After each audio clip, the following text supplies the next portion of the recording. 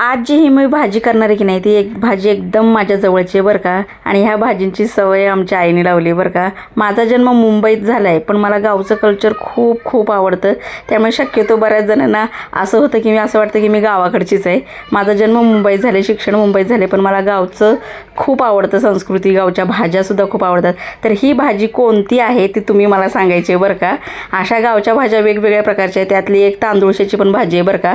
तर ही भाजी कुठली आहे तुम्ही मला नक्की सांगा, बघूया कोण कोण ओळखते ती. ह्या भाजीचं कसं विशेष म्हणजे जास्त काही लागत नाही बरं का. चुलीवर छानपैकी लोखंडी तव्यात ही भाजी कांद्याची फोडणी आणि लसणाची दिली की आणि मिरची आणि आपलं ह्याचा शेंगदाण्याचा कूट टाकायचा आणि छानपैकी हलवलं की लगी नरम पडती. मस्त ज्वारीची भाकरी घ्यायची आणि ह्याच्यासोबत खायची. कधीतरी असं साधं पण खाणं एकदम एक प्रकारचं भारी वाटतं बरं का. आणि गावचा फील येतो. मला तर ती भाजी खाल्ल्या एवढं भारी वाटलं की एकदम गावात गेल्यासारखं वाटलं. तुम्हाला कसा वाटलं व्हिडिओ आवडल्यास नक्की सबस्क्राईब करा बरं का. आणि भाजी कोणती ते सांगा.